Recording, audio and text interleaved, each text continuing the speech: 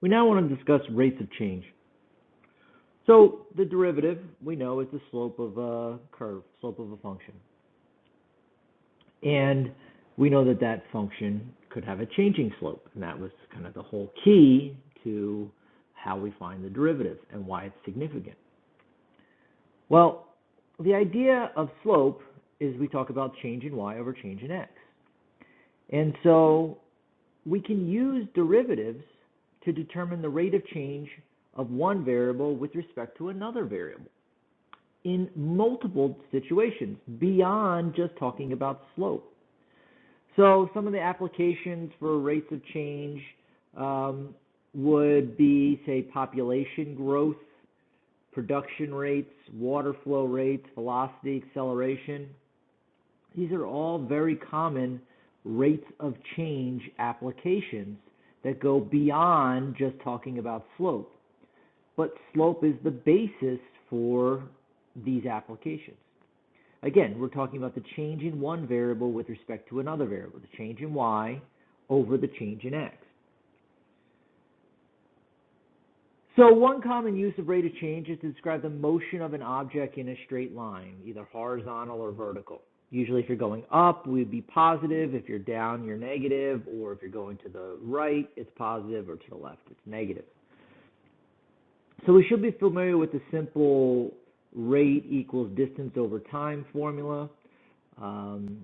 Rate is another term for velocity, okay?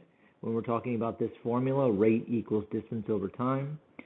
And essentially, what we're looking at here is an average velocity formula by thinking about the change in distance over the change in time. So this formula and this formula are basically the same thing. When we're talking about the rate here or the rate in this formula, we're talking about velocity. So if you were saying, I went 50 miles in 40 minutes, you could figure out your average speed, your average velocity, your rate, okay, by looking at the distance traveled over the time, or the change in distance over the change in time. So we could simply answer this question. If a billiard ball is dropped from a height of 100 feet, its height s at time t is given by this position function. So think about it when t equals 0. So before it was dropped, it was 100 feet in the air. So if t is 0 here and here, this function would equal 100, which is where you're saying. So this function gives you the position.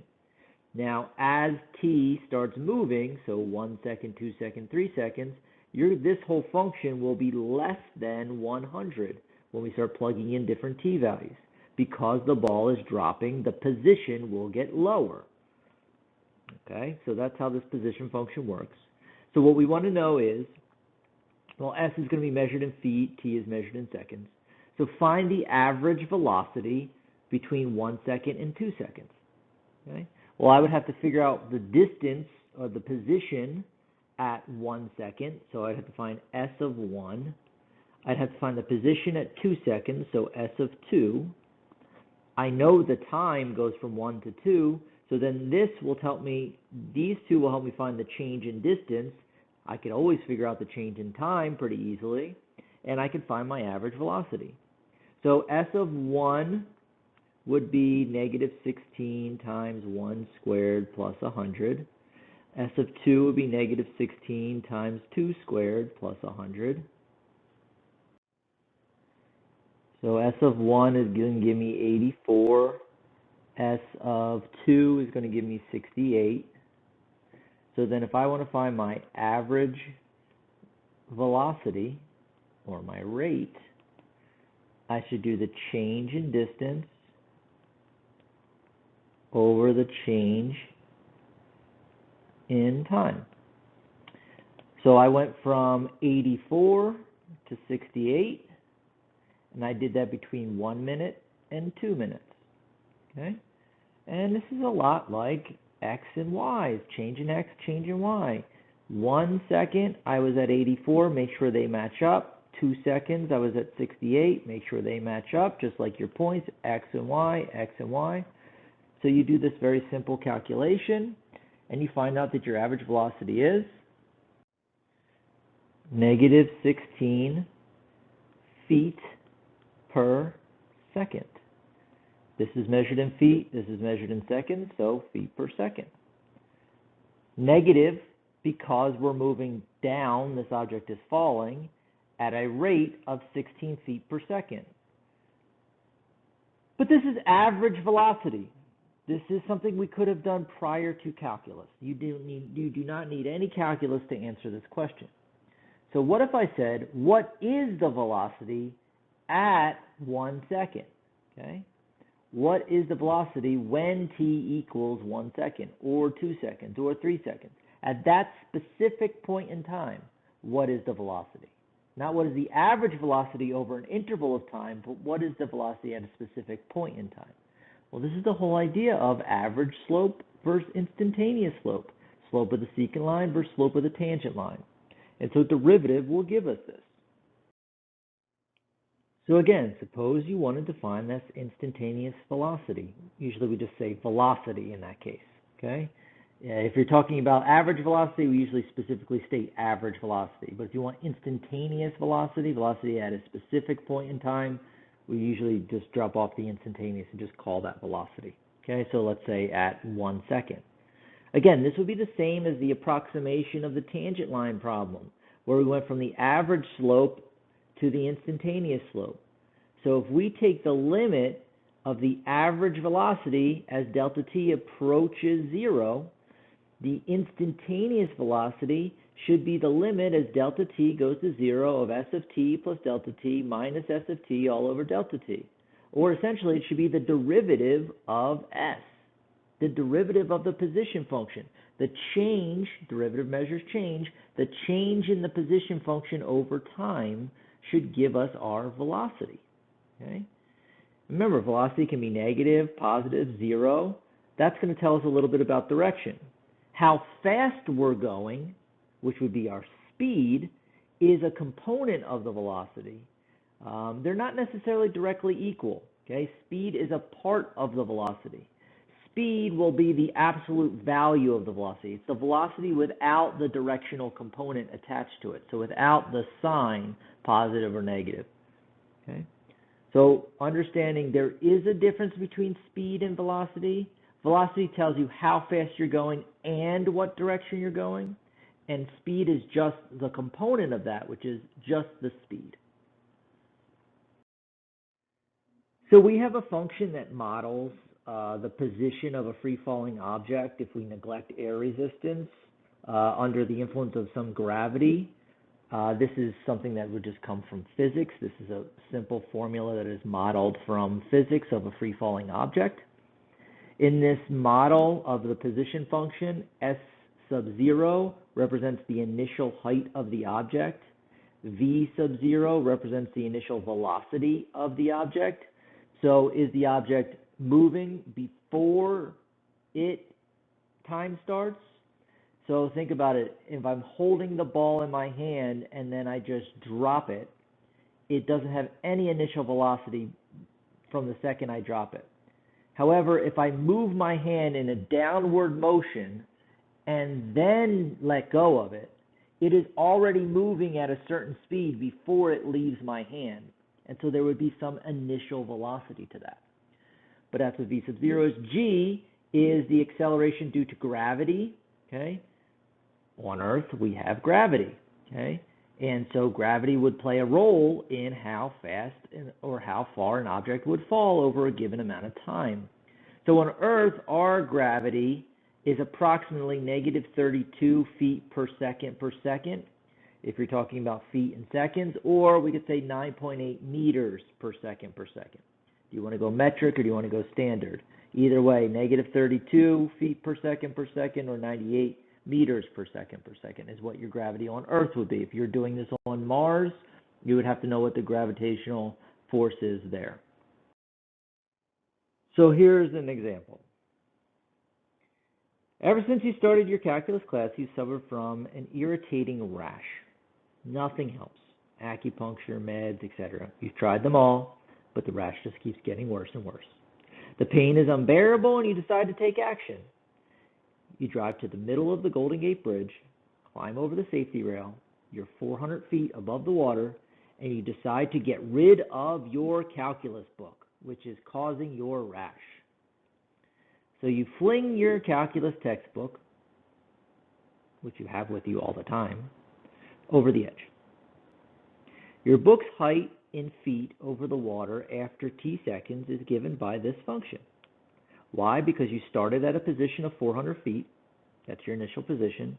Let's say there was no initial velocity of the book, and you're on Earth, so you're at negative 32 feet per second as your gravitational constant. That's where this negative 16t squared comes from.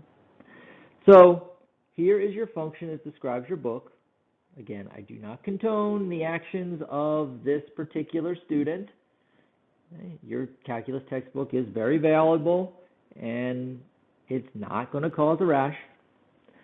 But anyway, how long will it take until your book hits the water? Okay, that's one question. How long will it take till your book hits the water? So let's think about this. This function will tell me the position of the book at any point in time. And I want to know the point in time, how long it'll take for the book to hit the water. When you think about that, it's sitting at 400 feet. When s equals 0, you're going to get 400. So the position is 400. And I got to figure out what t would make the position be where it hits the water. Well, think about it. What height would that be when you're hitting the water? Your book is hitting the water. The height would be 0. So I got to figure out s of what would give me 0, ultimately, is what this question is asking. So if I just take 400 minus 16t squared, and I set it equal to 0, and solve for t, that'll tell me the t value, or how long it'll take till the book hits the water. So you can solve this pretty easy. You get 400 equals 16t squared. 400 divided by 16 equals t squared.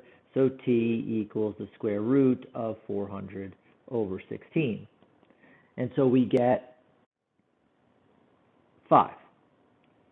5 what? Everything's measured in seconds.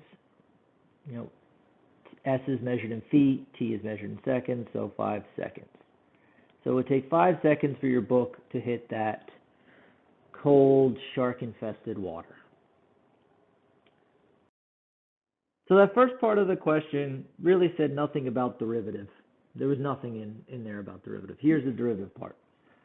What is your book's velocity when it hits that shark-infested water? Okay? What would the velocity be the second it hits the water? Well, we know it takes 5 seconds until it hits the water. But what would be the velocity when t equals 5? Essentially is what this question is asking. Well, in order to find the velocity, we need a function that represents the velocity. That just so happens to be the derivative of the position function. So our position function was 400 minus 16t squared. The derivative of that position function, which will give us the velocity function, will be negative 32t. Derivative of 400 is 0, it's a constant. Derivative of this, we use the power rule. The 2 comes out, gives you negative 32. New power is 1, so negative 32t. So what this function will give me is the change in this function. The change in the position over time. The change in the distance over time. Okay? And so this thing is my velocity function. So then this will tell me the velocity at any specific point in time. Well, book hits the water when t equals 5. So if I can find the velocity at 5 seconds, negative 32 times 5. Remember, everything's measured in feet and seconds. So negative 32 times 5 is 160. So negative 160 feet per second. That's the velocity. What if I said, what's the speed?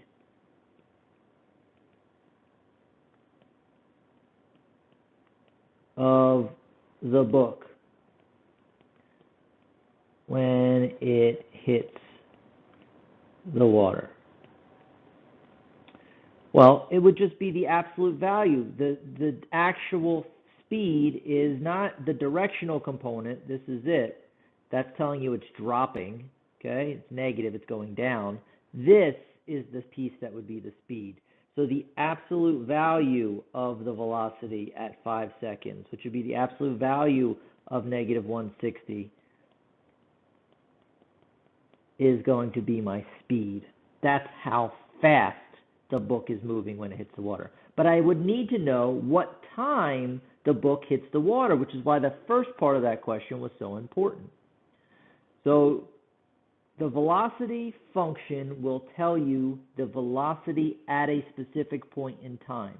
And you would need to know what point in time does the book hit the water. So we had to answer that first question to be able to answer the second question.